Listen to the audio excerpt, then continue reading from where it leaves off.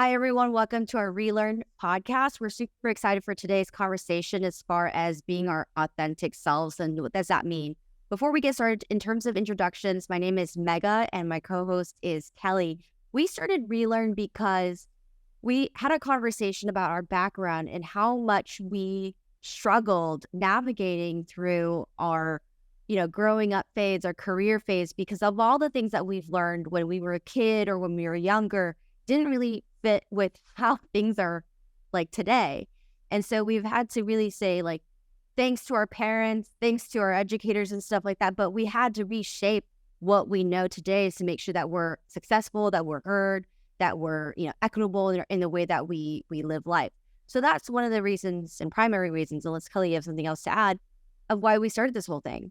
Uh, and I'm really, really proud of where we've come because we've had some amazing guests to share about their backgrounds, the history, and the change and the positive change that we can do as a community moving forward. So Kelly would love to hear more about our guests today and our friends here today too. Awesome. Thanks, Mega. I think you're spot on about what we're trying to achieve with our podcast. It's all about relearning so we can live, happier and more successfully, whether it's in our personal or professional lives. Today, we're actually going to go into more of a personal lens to talk about living our authentic selves and really trying to break through the barriers or invisible barriers that we face in society, the racism that we face, the discrimination and all the learnings we need to do in order for everyone to be more inclusive. And so for us as underrepresented groups to live more authentically. I'm excited to have Fiona Chan and Lisa Lim, who are emergency room nurses, here with us to talk about the healthcare experiences of what that's like, and for them to share their personal stories as well. And so I won't kind of go too far into it. I'd rather have Fiona and Lisa introduce themselves before we go into our questions. Fiona, do you want to start? Yeah. Thanks for having me here. I'm very lucky that I could tell my story. My name is Fiona Chan. I've been a nurse for approximately 8 years. I've been an ER nurse for 7, and I've done post-acute and home health for a year. When I was a home health nurse, I served primarily the Asian American communities in both Chinatowns in San Francisco and in Oakland. Awesome.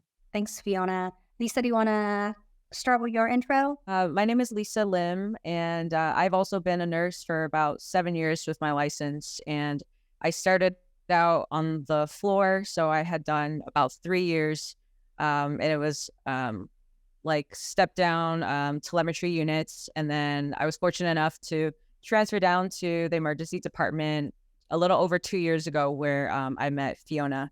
And the hospital that we work in Santa Clara County, we serve largely towards the Hispanic and Asian population, Vietnamese population. And I feel like it's been really humbling and also very rewarding to be the people that stay at this hospital to serve and care for the people in our community. I feel like it's a very difficult job, but very fulfilling one. Well, I want to start by saying thank you for all the service that you provide, especially for for these communities of color. I know during COVID, you all worked even extra hard to save lives. So I definitely want to share our gratitude on this episode. Fiona and I have talked quite a bit about, the anti-hate, especially against Asian Americans and Pacific Islanders during COVID. We want to talk a little bit about that because it does relate to the challenges when it comes to living our authentic selves. Sophie, I know you have some incidents where people have, said really hurtful things to you in the ER. Would you mind sharing those experiences with us? I think that would be a fair first question, even though I know it's going to be a tough one to hear. Sure. So during the beginning of the pandemic, like a lot of people know healthcare workers were recognized as heroes. Mm-hmm. Unfortunately, I felt like many Asian Americans in healthcare, like myself, were seen as villains. As an ER nurse, I've witnessed and experienced plenty of patients and visitors project their anger and frustration. However, it became extremely volatile.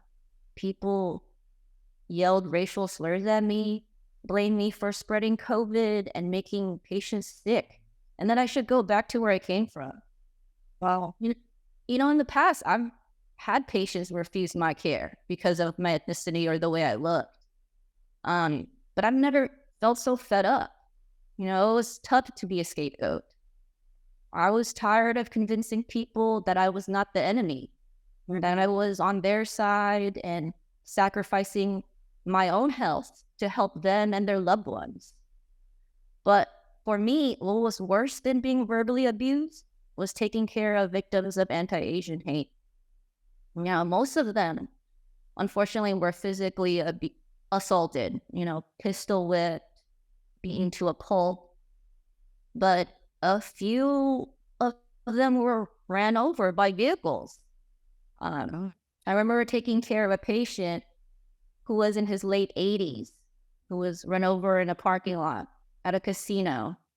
And I was told that the victim case was being investigated as a hate crime. I mean, how awful and egregious is that? Mm-hmm. I mean, it was such a overwhelming and harrowing time.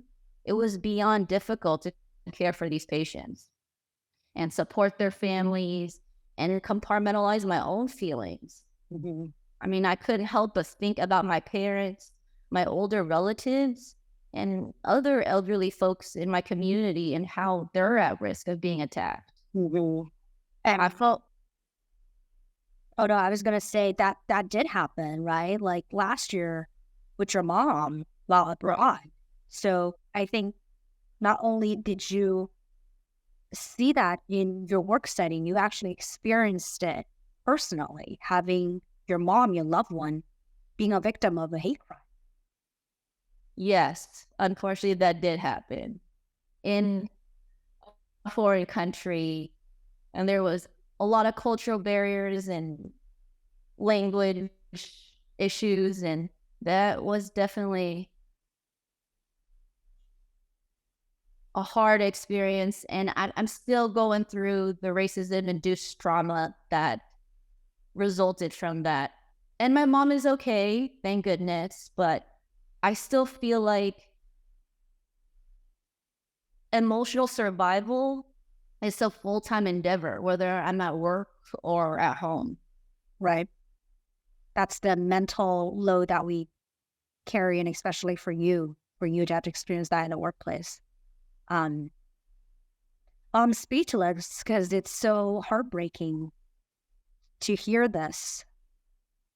I see you have a Did it question. get better? I mean, for me, I'm a former television news reporter. And there's this saying, if it bleeds, it leads. So that's typically, what kind of goes on the screen. And I remember just seeing that. And in one of the shootings that happened here in Los Angeles, in Monterey Park, I was helping like the news reporters like with how to spell or how to pronounce the victims' names and stuff like that. So it was really just, I don't know how to feel or know or how to explain that feeling, but I would love to know whether that has improved from that really intense and saturated moment, or do you still see hints of that, the both of you, where that discrimination, the hatred kind of still flow through, or has it normalized per se? I really can't tell. The media no longer talks about it as much anymore. I don't know about you, Lisa, but I feel like it has improved. I feel like I'm not being scapegoated like it was during the beginning of the pandemic. People seem nicer to me since the pandemic is waning. However, racism still lingers. And I think because of the tensions between US and China, I think we'll continue to see a resurgence I think of so too. anti-Asian hate. I mean, that 2 nights ago, somebody yelled at me and used a racial slur that I had to look up. I wasn't even sure what it was. Yeah. Wow. Ray told me that. I'm so sorry. But I don't want to sound callous, but I feel like I'm just getting used to it. This is a new norm for me. That's what But you shouldn't have to experience that. And in many ways, it feels like we're going backwards because, or maybe it was always there. We just didn't have this awareness until the racial reckoning, or, at the peak of anti-AAP, I hate that there's more attention. But like you said, racism is still there and microaggressions are still there. Maybe this is not the best way to word it, but you had said we shouldn't experience this. Well, what if it is meant to be something where we experience in order for us to get to the other side? Because of all the experiences that we've had, we now know there is more racism, and that's how people feel. And especially when it's like in a pressure cooker of stress and like just so many emotions and chaos and all this stuff. But isn't that a good thing where we've highlighted something where, wow, like this is a problem that we really need to recognize? And maybe, I don't know, Lisa, you want to chime in a little bit more, but I see it as it really sucks that we went through this. Yeah. But like, how can we take it from a learning experience to go, how do we prevent this in the future? Or how do we educate people in the future? Yeah, I guess from like an optimist point of view, it's like, I don't know, like you said, we might not be able to, like, we're human, and this is like a pattern that we have, and not just like hate against Asians, but it happens to so many other minorities, unfortunately. And I think we can probably historically see a pattern of it, and like resurgence with like different political events that happen in the world, and we'll see it highlighted and captured, like emphasized in social media. So I don't know if it's like actually like an increase or just like we're capturing it more.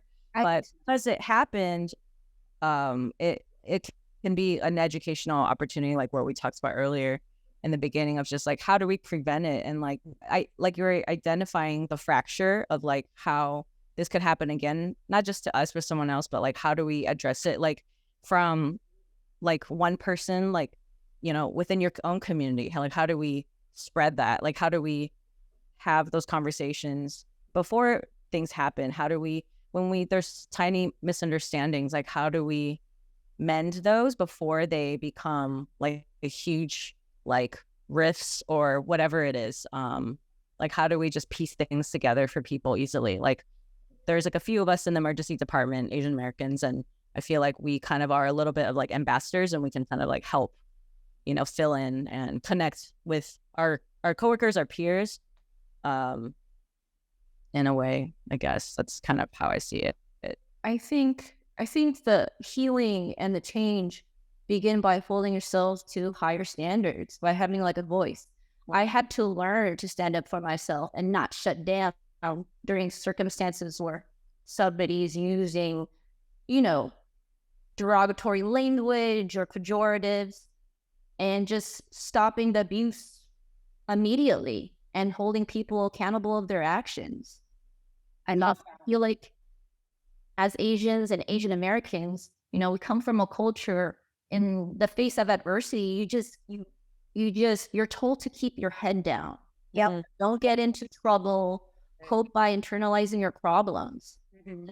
Honestly, I think that the silence and the acquiescence stems from a culture that is scared of fear, shame, and avoidance. And it's very detrimental to our community, and it contributes to this uphill battle of fighting existing racial biases and inequity. I agree. I wholeheartedly agree. And I was so proud of our community for going out and protesting and marching to I combat. don't see that. Like, no, like to your point, head down. And when we saw those protests, I was like, oh my gosh, we're like finally speaking up. Or just, Very powerful for us. yeah. And But I was also very uncomfortable though. I was uncomfortable speaking up, honestly.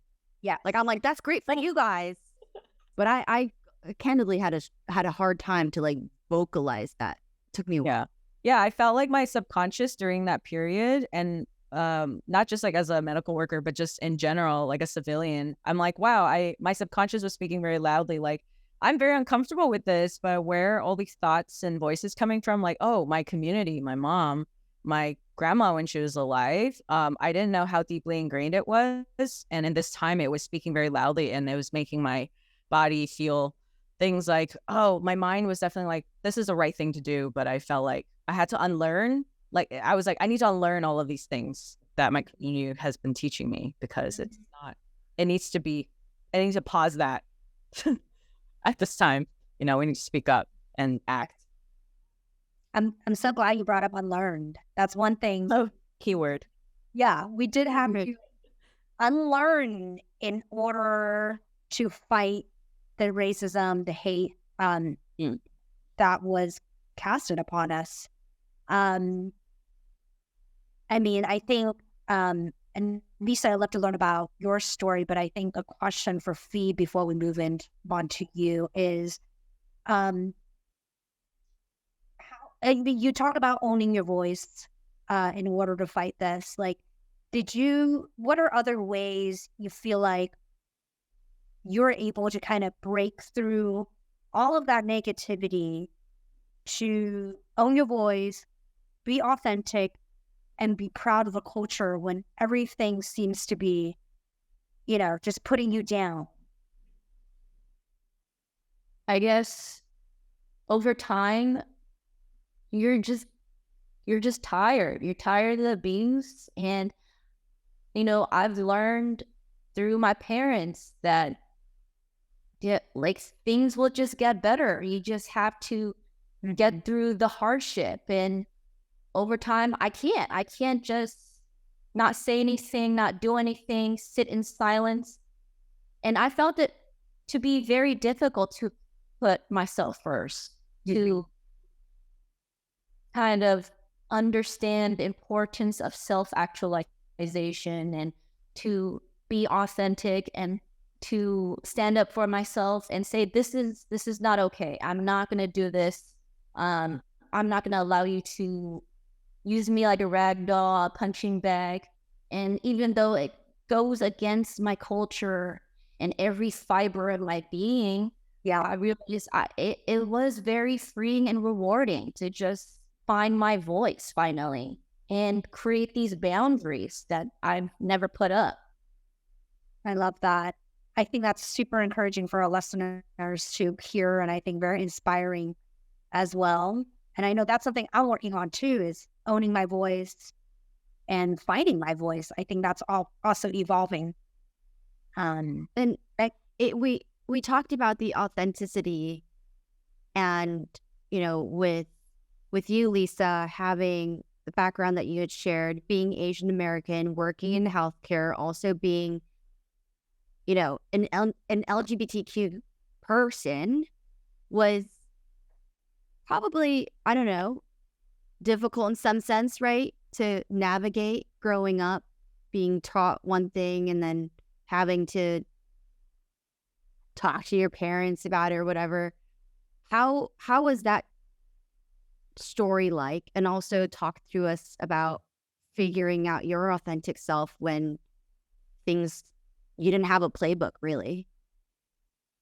Yeah, speaking of not having a playbook, I felt like I'm an immigrant myself. I'm not a first generation. And I felt like, as a kid whose parents divorced when I was 5, I had just immigrated to the US, and that was already a big struggle for me. And being separated I was with my mom, so I thought, I didn't know when I was going to ever see my dad again, and so I was figuring out how to be assimilating, as all of us did our assimilation, I was figuring out how to be an American kid without disowning my heritage, which I felt like I kind of did, because growing up, it's hard juggling the biculture. And then it took me 21 years to realize that all the people that were gay, like that word was who I was, but I didn't know that identified as that word, but I always knew that I was different, and I had feelings for girls when I was, having crushes on boys, and there was no playbook for all of the layers of who I was, and that was hard. And, as an Asian kid, you don't really get to, mostly, I think people don't get to communicate with their parents, and especially in the early years. So felt like I was just going through all of that until college, where everyone's asking questions and talking, wanting to know about you. And that's when you unravel all of the bits and pieces of like who you're supposed to be. But I felt like a lot of like the immigrating and assimilating and all of that kind of helped build character for me. And then I just felt like I experienced a lot of the stereotypical, like all of the things we talked about with Fiona, I felt like I was like resonating a lot of, because being Asian myself, I felt like I was, fighting a lot of like the stereotypes, like the voices in our head from our culture. Like they're so deeply ingrained, right? Obligations and like guilt and wanting to make our parents proud. And then there's not just my parents or my mom. My dad was in Taiwan, so he wasn't a part of my life, but all of the other Asian families, I felt like I was like, I owed something to the greater Asian community, having to be the smartest, going to the best schools. And if you didn't, it defined something of who you were. And it was scary when I was realizing, I don't know if I'm like all the other girls. And I was like, uh-oh, but I didn't really think about that till college. But finding about that was like, it felt like a bomb dropped, because I was like, I think my friends would be fine, but like, how is that going to affect the rest of my life? Like, what about those, like, the picture perfect, like people dreaming about marrying a dude and all that stuff? I was like, I never envisioned those things. And I was just like, am I just like on this dark path alone? And then my mom doesn't know anything about that. And I didn't know anyone, no role models in my life, And I mean, just even being Asian American, that's a whole nother episode, I think. But just like there isn't a lot of representation of who we are on screen. And then also being queer as well. And it's just hard. You kind of feel like you're walking around in a dark, dimly lit room, and you're just having to like do your best. And I felt like a lot How of did that. you get to the bright side of it? Because on our call before, you talked about finally being able to let go of the shame, right? All these voices in our heads. Yeah, please tell. I'm still figuring it out. So I think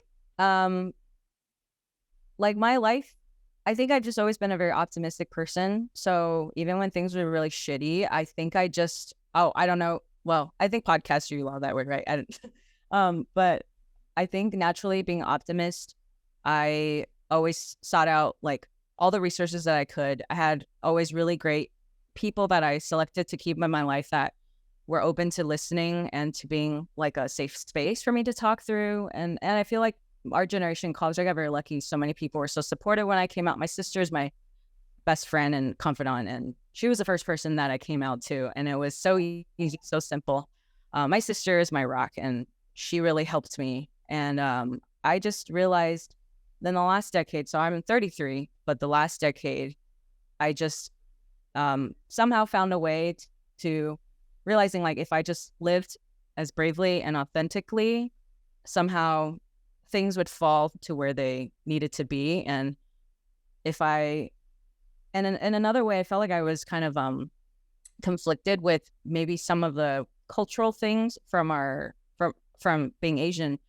And it felt kind of weird for me, but I was like, if I can convince them, and I don't know who them were, it's like people that, that are up against the LGBTQ community. Like if I could convince them I'm a good person, I could convince them to love me. And there was always like these voices in my head, like, why do I have to convince people? Like I have equal rights. Like I'm a person, like I can love whoever I want to be. I can't choose like who I love. And that also coincides with like being Asian. Like we can't choose like our ethnicity. And I was like, all of these things I realized like it's out of my hands. I think I just realized from the beginning that like I just can't every day like let the other people like my mom or like the other community that's gonna be, you know, displeased. So I felt like it was so much easier to just like be who I was gonna be and just fight the fight, and somehow I'll find a way to have people love me regardless. But I remember thinking like, I don't know at what cost, but it felt like it was gonna hurt either way, the road that I was gonna be on, but it would hurt less if I didn't like disown my value. So it was like, pick the battle. They're both gonna be painful, but one is going to feel better at the end. I think it's like your honor and like your dignity, which is something we practice so much in nursing, that I think sometimes gets overlooked. But we do talk a lot about like when you work with like the great nurses, there's a lot of like, oh, we need to give dignity to this person. Simple thing as close the curtain when we're changing them, you know, and end of life care, or just when families are around and when they're at the end, what that all means. So I felt like a lot of that is kind of like all intertwined when you're thinking about yourself and like self-love. So I think I just embraced a lot of that early on. My mom was always like the big project, and it's taken a long time to actually see all the growth that she made. And I feel like it was a really huge payoff that, you know, I've been able to kind of like guide her in a way. And she didn't always respond well, but I think she did a lot of her own self-reflection. And it's really cool to actually see like positive like changes from that. It's still sometimes a shock, but it shows that like parents are humans. And as someone who it was so like had her own ingrained, like at least from her parents, like old school ways, like she probably doesn't know anyone that's gay. She probably never got to ask those questions, but she had to find a way to talk to me about it. And I had to be patient. I'm like, she doesn't read the book. She doesn't have social media. And I have to be an ambassador for my community to like be vulnerable, share that, because it could save my relationship with my mom. And I don't know, just allow me to be happy. Like I wanted to have harmony with my mom, but this was going to be bigger than us too. It's always about that. Like you're like spreading that love. And then if she understands, my aunts can learn from my mom, and then it kind of like a ripple effect. It's invisible, but I feel like it happens. Kind of like what Fiona was talking about, just like when you fight the fight, when we stand together, maybe somewhere that spills over to the next, it inspires something in the next research. I don't know. It's like this invisible like ripple that will go on the next decade, or I don't know. I've been taking notes, and just how after this call, I know I'm going to have like some time to reflect, because y'all have given me a lot of things to think about on essentially this authentic self. And then I'd love to hear your feedback as far as, or your input as far as like moving forward in that next step to that more inclusive world, or what you can do individually. But some things I wrote up, and one, it's sometimes we need to face major challenges. And I'm not trying to discount what happened, but if we take a look at like a lot of major history events, like a lot of things, we had to go to like the worst of the worst for, Fiona, I think what you said, to put our boundaries up, to be able to speak up. Like, I think we've like had enough. And I think that was an important moment where that was a huge disruptor to move forward to the authentic self. Because if we were in a comfortable mode all the time, I don't think change would necessarily happen. Right. So didn't want to discount it, but I think there is a value as to what happened, because now we know we don't want to go back there. Another one, I think two more things that I learned was, you know, we're all in our 30s. We're all kind of figuring out. I'm first generation. My parents, well, we all immigrated here, but I consider myself first generation, I suppose. But what I love about where we're at is we could be helping write someone else's survival book. It was hard. Like, it's still hard, actually. I'm still figuring out, like, I feel like I'm never good enough. Like, when the hell am I ever going to be good enough? And hopefully these types of conversation will, hopefully someone else in the other line will go like, man, I feel good. Like, I don't know what y'all are talking about. Like, this is, now I can learn from you guys. And I don't know if it's, I think being good enough is what kept us, I don't know, like held us back. Because I think what we learned from this is, instead of trying to be good enough, just try to be yourself, right? And like what Lisa was saying, when you did, I mean, it was hard. It was really hard. But eventually, the people around you, your loved ones, your mom, did grow and, accepted you for who you are. So I think us trying to be good enough is what kind of hold us back sometimes, because we have all this pressure as Asian Americans to succeed, or because we are immigrants and our parents work so hard to get us here. And sometimes it's not about being good enough. It's just being ourselves. And if we could be happy, I think those of us around us would be happy for us and will accept us. That was actually a note where, like, you had said, Lisa, people will find a way to love me. Like, they'll get there eventually. I think something along those lines. I thought that was powerful. But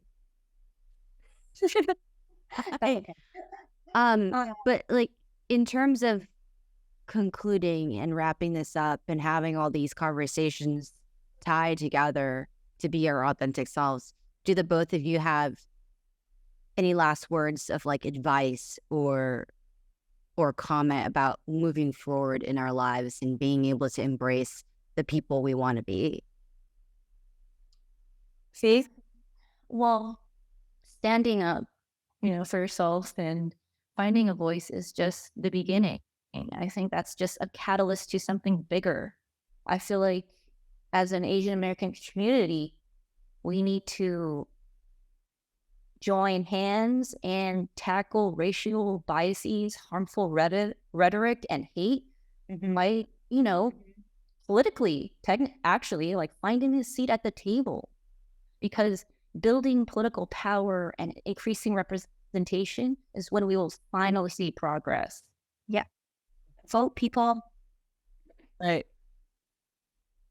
And also, in addition to that, just like on an everyday basis, like just find a way to use like kinder language for yourself when you talk, I think, in your subconscious, and also returning the favor to like the close people around us, because I feel like therapeutic language does nurture those connections and could help the next person who's between like a friend or a foe.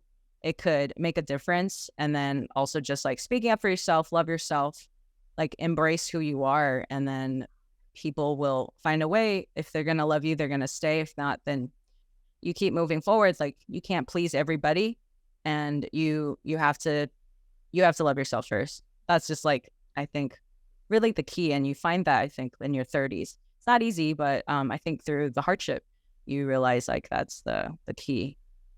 And then you can do everything else and help the community. We appreciate you both sharing your stories. I think it's very powerful. It gives us a lot to not only think about, but for me personally, now I'm just thinking homework, what to do internally to get to that point of self-actualization, being happy, whether I'm in that journey or whether I've figured it out, to be able to help someone who might be struggling with that. So I appreciate you both, truly. Yeah. This has been so, I think, enlightening, so healing, so many ways. I can't wait for our listeners to hear what Lisa and Fee have to say, because I think they're so powerful and so inspirational, because you both went through such dark times, but you show so much resilience and give us so much hope.